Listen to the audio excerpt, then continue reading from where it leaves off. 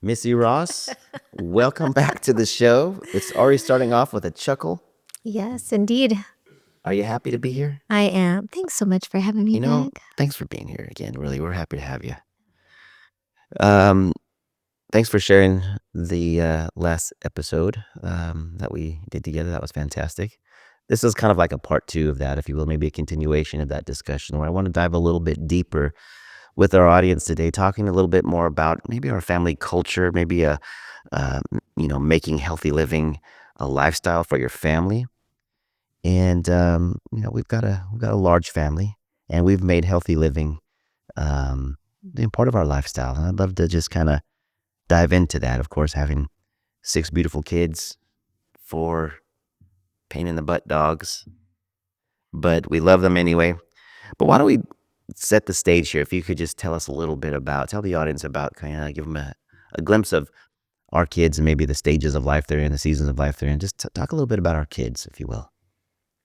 I love doing that. So yes, absolutely. Well, our oldest is newly married, so we added another kid to our group, Yes. and so his lovely wife, Summer. He and Summer have been married now a little over a year, This is and Noah, our this oldest. is Noah, our oldest, and then our second child, Naya. She is in grad school, and so she is working and doing that. And our third son is in college and doing all the things college, loving it. We have a senior in high school, a freshman in high school, and a seventh grader. So, and they all are at different, obviously, stages, but we also are at different stages. Homeschooled now for 22 years almost. And so we've kind of You just homeschool from the beginning. I mean, every from the every kiddo beginning. has been homeschooled to a point, right? And Yeah. Yeah. talk about homeschooling. That's why did you choose homeschooling? Well, I am actually a teacher by degree, and they're two totally different things. Being a homeschool mom and a teacher in the school system is extremely different on so many levels. But I knew when Noah was getting ready to start school that I wanted to be in charge of his education. I wanted to be the one that taught him all the things. And I didn't want to just work on the traditional things in terms of, math and spelling and reading and writing, but I wanted to instill values and character and, of course, biblical values that were really important to us. And so I knew that that would only be done at home. And so we started that journey when he was 4. And so, yeah, 22 years ago. And we've just continued on. We have definitely, over the years, just stopped to see what each child needs in that season of life. And so some have come home for a few years and then have gone back to school.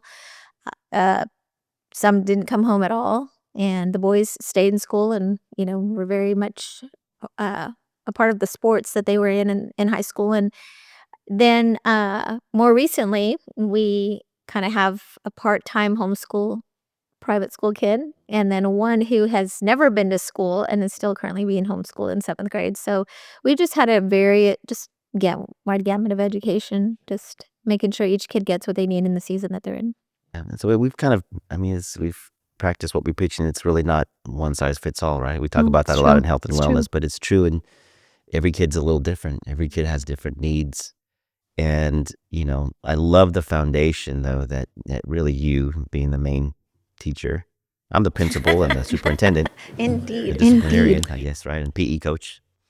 But really, Science fair extraordinaire. yes, but you have laid an amazing foundation with homeschooling.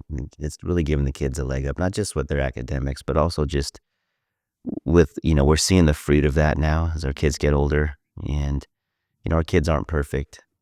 Sorry, kids, if you're listening, you're not perfect, but we sure love you, but we're really proud of you. Yes. But they really, there is something, about them and how well they're doing in different areas of their lives.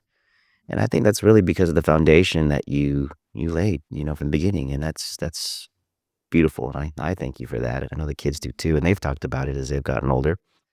But again, it's not been, it's not been this one size fits all. Each child has had a little different needs. Some kids, we say we'll homeschool for a while, but we reevaluate year over year. What are you doing next year? Remember the questions you always ask, well, what curriculum are you going to use? What are you going to do next year? I don't know. We're going to pray about it and see what we're going to do next year. Not sure yet. Maybe it's another year of homeschooling. Maybe it's a year now. It's time for you to maybe go into a good private school. And we've been blessed, and we are blessed in Tulsa to have some amazing private schools, and have been really great partners in education and Very training. grateful. I'm very grateful for that.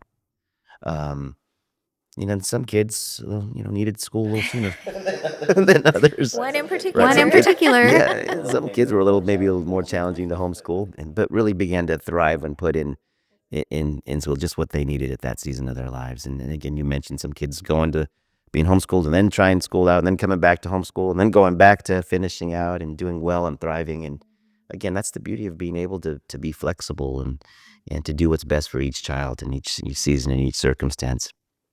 How would you describe our life? I mean, even just kind of from over the last 30 years or kids, 26 years of kids. And how would you take a snapshot now? How would you describe our life now? Like from the beginning Or until just now? how would you Wow. describe our life? If someone said, hey, tell me, describe your life to me right now. Describe our life. Wow. Well, when you talk about when they were small and all homeschooling, gosh, that was a whole lot of grace. Yeah. God's grace for sure, because we had all ages and these, older kids trying to do math and little babies screaming in the background. And those were fun times. But I think back to those were times where it was like a one-room schoolhouse. So we sat and did devotions together every morning. And, honestly, they prayed for each other, and they had prayer requests, and they prayed for one another. And they just learned how to, live together. And there was never any room for strife, which was a big one in our house, which is probably a whole nother podcast. But Sure. they just learned how to get along, and they waited in the mornings for everyone to wake up before they all sat together and ate breakfast together.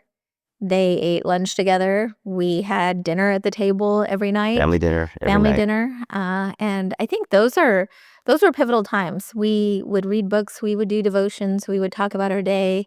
Back then we'd do highs and lows, and they're like, we didn't have any lows today. And then there'd be other days where like, oh, there were fights all day. And so it was a fun experience. Now we do something, we do different things at the table, but we still manage, that's one thing that I love, is that we still manage to sit and eat dinner, even in the busy schedules, together at the table and have conversations, and everyone has an opportunity to listen and talk. And now we call it Hi-Ho Buffalo. So they talk about Their highs of the day. their high of the day and what they're looking forward to. And then Buffalo is more of like, what was something that interesting that happened? Some or weird or something funny. weird, funny, something you learned or whatever. So it's just a neat time. So it's kind of fun because now I feel like our house is so much more. It was full when they were little because we always had neighborhood kids over. Now we have everybody's friends and college kids. Safe to say life's pretty busy. Oh, and all the pretty time. chaotic. It's probably an Yeah. understatement at times. Yep. Even now, juggling what you're doing between Yeah. kids in different seasons. We got kids that are our oldest, obviously looking to buy a house, and kids, grad school, college, high school, to junior high, and then running businesses and just all the different things. So life's it's safe to say I'm sure everyone's busy. I mean, we live in a culture and in a society that's just fast forwarding, just crazy fast, and we're seeing that the effects of that, all over. And I think that's what people like to, it's almost like a badge that is worn, like, I'm crazy busy. And, I think it's more of, yes, our life is full. It's a good full. There's always something going on, and there's always seasons of more fullness than others. But it's learning to just set those priorities, those things that are most important in that season, and growing. But it is a juggling act sometimes with so many different things and different So kids that life doing is different life things. is busy. Life is crazy busy, as people say, and I've used that phrase myself. And hey, how you doing? How are things? Oh, great, just busy. That's kind of the comment, and it's true. But even so, amidst the chaos sometimes and the imperfections, of just this season of life, I like to describe it kind of as a beautiful chaos. It's still you have to embrace the season. I mean, yes, it's chaotic, but it's still beautiful at the same time. And it's just being, recognizing the season you're in this part of the journey. Um, And loving that season because you'll mm, not get that back. that's So I true. feel like that's one thing I always, tell moms just in general is embrace the season that you're in because I feel like it goes so quick and then you're like off to another season. You're like, "Ah, I missed that season, but there's so many other things ahead for the new things that are, you get to experience." It's true. I mean, even as we're talking about this, I don't know if our viewers can hear this, but our dogs are going crazy out in the yard, and the mailman's just going by, and life. And you got kids probably are running around this house somewhere. But it's true, and it's like, wow, these are precious times. Kind of talking a little, bringing it back a little more full circle. Kind of, we were talking about healthy living and clean eating, and how would you? I want to talk about a little bit of a metamorphosis, kind of in our family and our family culture. We talk about kind of what we're doing now, and what was it like? What was our nutrition like? What would you say the kids' nutrition was like uh, before? How did they eat, and kind of how does it look now? Let's compare and contrast. Well, back in the day, we would all take the whole trip to Sam's together, Yeah. and they each had their buddy and their cart, and it was a great time for them to go and choose the foods that they wanted to eat. And boy, they chose all the things Well, that now would horrify me. yeah, yeah, it's true. But yeah, from you know definitely back to the Pop Tarts and sodas to their favorite cereals, little cookies, donuts. They love those powder donuts and the little chocolate donuts in the bag and the powdered ones, the white powdered ones. There was just so many things that I mean I grew up that way, so I thought why wouldn't I why wouldn't I give that to my kids? Yeah, right. Um, so yeah, and ramen was a favorite. I am I one. lived on ramen in college. Yeah. S- Maybe that's what's wrong with me. So how so they just did. They loved food and we ate all kinds of foods that were not good for us. And so when we started to make this transition, or at least when I did, I started buying different things. And I honestly did not change. Uh, that was one thing we didn't talk about before, but when I started this journey of just the 30 days to healthy living and eating clean, I did not make a separate meal for everybody. Like I made if I was doing brown rice noodles, everybody got brown rice Yeah, noodles. that's right. I If remember that. I made a salad with a special dressing, everybody got that. Right. And It there was some was weeping and wailing and gnashing of teeth when they're like, "What is this? there This was doesn't like, taste the same." "Can I just have a big thing of ranch?" I'm like, "No, we're not gonna do that." Of course, I learned how to make ranch, but yeah, it was for the most part, they did really well. I mean, we were eating normal, real food. It was just, it was different than what they were used to. But I always said, "Hey, you can eat it now, or you can eat it in the Whatever. morning, whatever." I remember those times too. And this would be a whole other conversation. You mentioned Sam's and all the adventures of taking, 6 kids to Sam's, or, and the fun and the joys and the discipline of that and the chaos of that, and also just all these other, transitions that they got to experience. But they were troopers about it. Oh, they The did. kids are they're malleable, they're adjustable. Yeah, yeah. They'll be okay, and like, I loved how you didn't cater to one's deal or the other. You just said, "Hey, this is what you're gonna get. You get what you get. You don't throw a And you fit. don't throw a If fit. you don't like it for dinner, you can have it for breakfast." And there was a time or two someone tried us on that, but maybe just like once. They They they learned their had it lesson. they had it for breakfast and never did that again. I know that sounds harsh maybe to some people that are listening, but you know what? Hey, it's effective, and it worked. It went in the fridge. I mean, it's totally legit. But yeah, I mean, it was kind of a slogan. We're like, "Hey, it's not Burger King. You can't have it your way. So we're gonna sit and eat, and we're gonna enjoy it." So they did learn how to make those. They watched us do it, and I think that was really key. Is just being able to see the example. Like this is what we're gonna do and choose as a family. And I think that's another value we've really instilled is like we do things as a family. Like, we are a family, and this is how we roll, whether it's showing up to everyone's games or it's supporting someone else in a different journey, or like, we show up, and so if we're gonna make this transition, we're gonna do it together as a group. And so they did. I mean, it was hard And then for even the kids some. have had some, I think when we look at where they were, where they are now, we talked about clean eating before, what that looks like, and avoiding certain types of maybe inflammatory foods and things of that nature. And then, living on trying to live on an 80-20 principle. We'll talk a little bit more about that. 80% of the time eating as clean and healthy as you can, and 20% of the time, you gotta let loose once in a while. You have to enjoy. There's nothing wrong with enjoying a piece of cheesecake once in a while, or having something like that. But speaking of the kids, the kids had some had actual food allergies and had food sensitivities. We could probably go down the list. Like with our oldest, with Noah. He's had some gut issues over the years, and seeing how maybe this could be a benefit to him, and maybe how that transition helped some of his gut issues. And interestingly, when we get off track, all of us, anybody, things will rear their ugly heads again, when it comes to irritable bowel, or it just comes to back dysbiosis or bacterial overgrowth.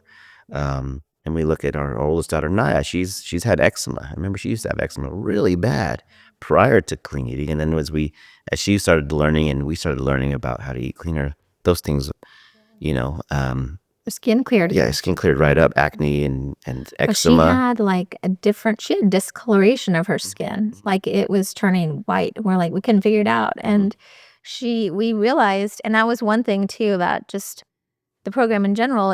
Yes, you're substituting, you're taking out all of those things that you're not supposed to be eating, but you're putting in the foods that are whole foods that are actually going to nourish you. And you start to discover in the process those foods that were sabotaging you. And so we discovered, at least in her case, she actually, I kind of helped her, with her diet, and she started eating the way I was eating.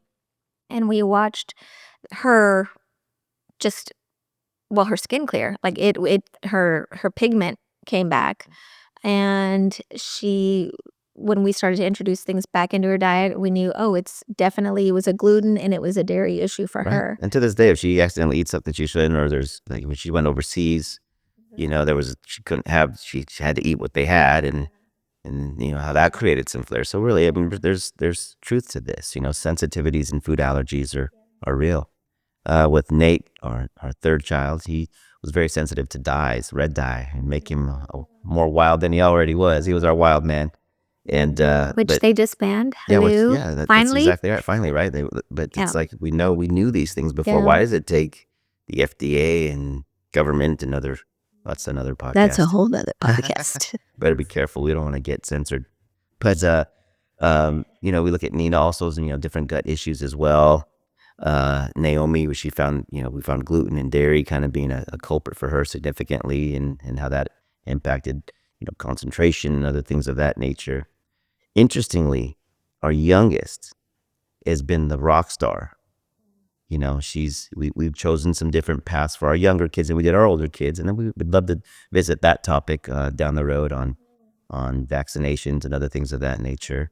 But we've added, our younger kids, and our youngest has had really the benefit of years of wisdom and years of trial and error, right? Figuring out, but she's not had any of this issues that, that our other children have had.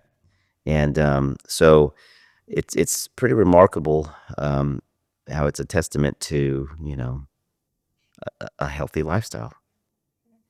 Tell me a little bit about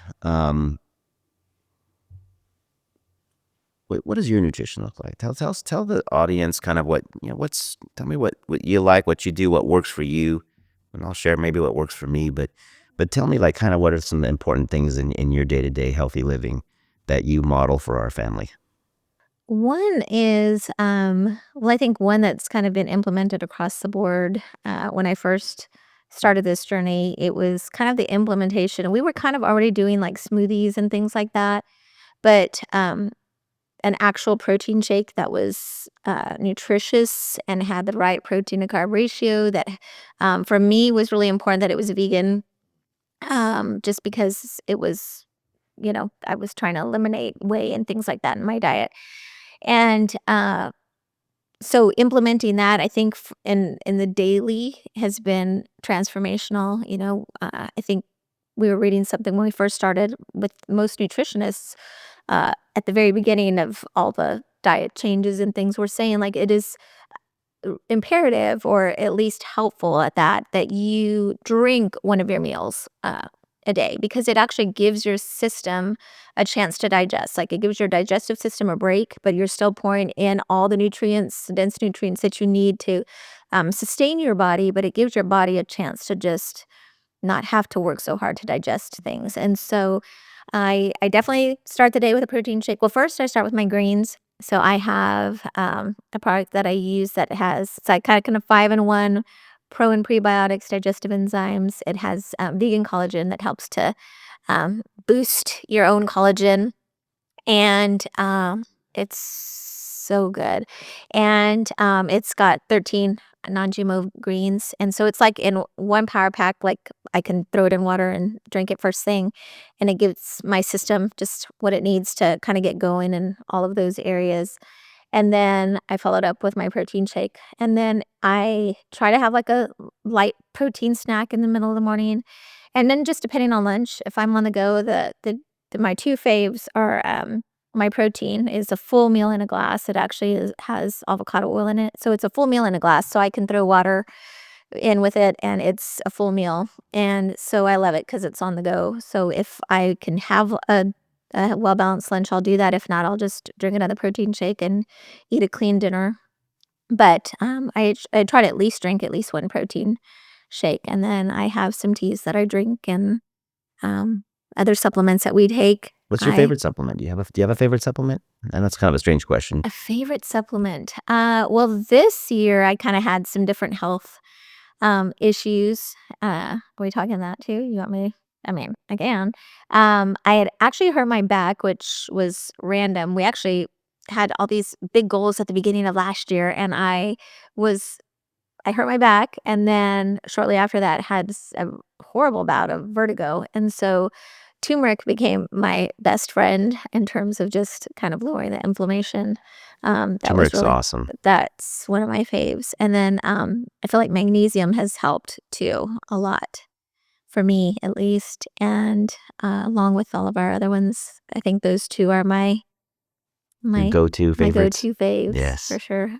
And I do have to remind myself to do Vitamin D, D3, yes, because D3. yeah, D3, because that actually helps me feel better. I'm like, why am I so tired? Yeah, So it's amazing how that's that can been, help with energy levels. yeah. So important to so many other metabolic processes. Obviously, bone health. It's so key. Helps with hormone synthesis. There's so many things that vitamin D is good for, as well as magnesium is such an important cofactor for a lot of other processes in the body as well. So it helps with your brain, your muscles, which is your back injury, the muscles. It helps to relax you. It helps your gut. Helps your heart. Patients that have heart palpitations, sometimes I'll recommend a little extra magnesium, magnesium glycinate. It can be awesome. Magnesium L-threonate for sleep. There's so many different types of it. That's probably my favorite. I think magnesium's my favorite supplement if I had a favorite. Well, and then finding the right one, because sometimes they don't even like, you just need to make sure you find a whole food solid one that will actually, your body will actually digest and use, because we've had the opposite too. For me, I'd say that I start my day also with a protein shake. Um, Love the greens. I'm not always good about doing that first because I'm usually like running out of here. But I'll do the greens maybe sometime mid morning. I kind of do mine a little different. It's a good idea to do the greens first, just from your digestive standpoint. But I like to mix the greens in whenever I can, and usually mid morning. Um, I've been working really hard since our detox, and probably in the last, we did another detox about a year ago. October, was it? November? When did we Yeah, do a it? little over a year ago. That was really Yeah, a pivotal. pivotal time for me to really work on my consistency and my goals. And as we get older, you can't cram for the test of aging. You have to start sowing seed earlier in your life, as early as you can. And it's never too late. But for me, since then I've been really conscious. I'd lost weight on that detox. Again, I needed to. But then I've been working really hard on gaining muscle. working out, increasing my protein intake, trying to get as much protein as I can throughout the day. And there's different people that talk about, protein requirements when you're trying to build muscle. And there's a lot of functional medicine doctors that say that muscle is the organ of longevity. It's really important to build muscle, particularly with women who don't probably think about resistance training and building those muscles. It's so important. And I know you've been doing that from an exercise standpoint. You've been working hard and I've been working hard. And so as we've looked at our body composition, we've lost, fat and gained muscle. And that's been really important, which is why my protein intake is always really high compared to everybody else. I'm always trying to find extra protein, extra healthy, beef sticks, 10 grams here, 10 grams there. And, I do an after workout shake. I'm working out, lifting weights and doing cardio at least 4 or 5 times a week. I love it. It's become a habit. And like anything lifestyle, really habit is a big part of this. And I think that when you have a habit, when you don't do it, you feel like, oh my gosh, what am I missing? Or you're missing it. And so that's why cultivating good habits is so important. Taking my supplements, every morning and evening throughout the day, turmeric as well as part of my regimen, magnesium, omega-3s, vitamin D. I take a ton of supplements, CoQ10, various things that can help. I do creatine powder every day, 5 grams of that every day. And that helps to build muscle mass as well. And so to me, that's been kind of my journey in that regard, getting more fit, maintaining muscle health and wellness, gaining as much muscle mass as I can while I'm, in this season of life, is important. I think electrolytes too. Oh, electrolytes, yeah. Yeah, we've been doing a lot more of that, which I didn't realize we needed so much. But I think too, just even there, that has been a really important thing for us is like seeing what are in the products. Like, I'm not just gonna go into the store and find, oh, this looks good. And so knowing exactly where your products are coming from That's and huge. Sourcing is important, where the right? sourcing is. And I mean, that Clean, I have organic, clean products, yeah, in our clinic, and the different products that you've introduced me to over the years. I've been passing that litmus test of purity and more importantly, the efficacy. They're really good for you. They work. yes. They work. Other things in a lifestyle of wellness, as we promote, obviously, exercise. We go on as family sometimes at the gym. We all go. Yes. We encourage people to go. For our homeschoolers, PE. But then on top of that too is resting and sleeping. Are you getting enough sleep, Missy Ross? Oh, geez. I knew that was going to come up.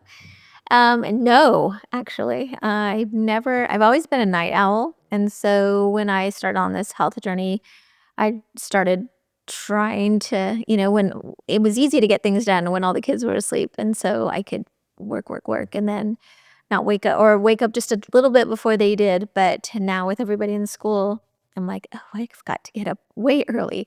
And so when I started to make the lifestyle change, I started getting up earlier, and that was a new thing for me. That was a major shift. Getting up at 5:30 or before everybody was. But I'm like, oh, I'm so much more productive when that happens. And so, however, I don't always go to bed that early, and so Well, we can all I'm make definitely it. It's a process, right, Missy? It is a process, and I'm definitely not getting enough sleep. I've been letting it slip probably too in the last maybe month or so. I've been during the holidays. Yeah, during the holidays, I kind of stay up a little later. Everyone's home. Everyone's and so that's something we need to get back track. I used to be the sleep sheriff, right? I was very indeed, and I know that was kind of driving you and everybody else. I was lights out for me at 9 o'clock, and I'm up at 5. Nobody talking. Yeah, quiet. Yeah. But there's something to be said for that, right? Science is really showing and proving out that sleep is restorative. Our body needs it, right? And I think that it's something that's vital. And really, the adage of 8 hours, it's really still 7 to 8 hours. But I encourage people to push for 8 hours. Kids, teenagers need more sleep than that. But for adults, 8 hours is awesome. If you can hit 8 hours, go to bed at the same time if you can, wake up at the same time every day. I think that's really important. Of course, things like stress management, stress reduction, that goes without saying. And we'll go deeper on a lot of these subjects as we go on in future podcasts. But I think again, this is part of the things that kind of made up our family culture, our family lifestyle, and kind of things that we've done to really enhance and contribute. What are some other really important things, though, culturally in our family that you think are contributing to just our health and wellness? Like, different habits Yeah, or different things different that we things that encourage we our kids that encourage? you do a beautiful job of modeling, and that are important for our children to follow. Well, it's actually really cool. Most of our kids, well, when you talk specifically about exercise, like they all exercise together or like do a family walk or go to the gym together. And so that has definitely been one. I would say the habits that we've created, obviously, we've had this conversation of just ongoing conversation about eating and making healthier habits. A lot of the older kids were not as compliant. And now that they're older, they're starting to see the value in what they eat and what that looks like.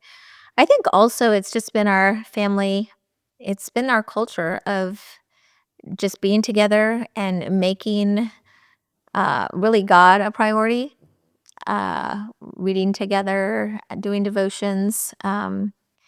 We make it a point to pray every night together before bed. I think that's really important. And even memorize different passages, I think, is something that's really important to me in terms of instilling that word um, that does not return void, but will accomplish what it says it will. And that has been pivotal.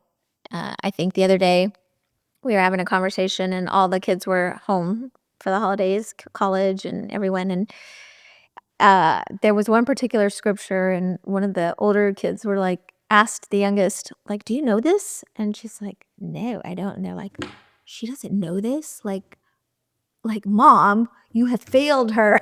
I'm like, what in the world? So we just started at nighttime just reciting it because everybody else knew it. And so of course she caught on. But it was that culture of where your values are and how important things are to you, it is instilling that culture in them that now they, even if we have kids that are traveling or something and we're on the phone, they're like, okay, we got to pray. Where's dad? And so, put it on speakerphone. And I think that those kinds of things are things that they can, they're going to take, all the other habits alongside with them. But I think that that's always been the most important thing for me. They have, quality time together, but in the word and getting to know, and they do that too. Like were you going to say something about that? Like they do, they get up and have their own quiet time and devotion time and they, Yeah, are they don't real. have to be told what to do, right? It's beautiful to see if you come out and then different kids just kind of having their own chair time, quiet time, reading the Bible. And even beyond that too, in addition to cultivating spirituality, just the other things they read, they'll read Yeah. other types Oh, yeah. of books that are, inspirational or historical, or that help, enhance who they are as well. And so truly trying to incorporate that holistic approach, right? We talk about mind, body, and spirit. And I think that's really the endeavor. Again, we're not perfect, but really trying to have that mind, body, spirit thing. And you mentioned something about, showing up for each other, about relationships. And obviously the most important relationship in any family is between a husband and a wife. And marriage is tough. It can be hard. And we've had our share of really difficult times, ups and downs, and but we've managed to hang in there, and even, we've done counseling, and not ashamed to say that, and we've been through some intensives over the years. And when life gets challenging, life gets hard, but I think our kids have seen, the good times and the bad times, and they learn from that too, that we're modeling for them, and they're seeing, and they know mom and dad aren't perfect, and we've had those talks. Hey, dad's not perfect, mom's not perfect, sorry, but they appreciate you being real, and us being real, and living our lives in front of them, and endeavoring to say, look, it's never too late to grow and get better, and yeah, we've made mistakes, but what do we do about that? Do you want to live in the mistake? Do you want to live in the past? Do you want to live with the shame? Or do you want to move forward? And I think that's something that they've been able to see too, at the heart of what we've done. You being a tremendous example. I mean,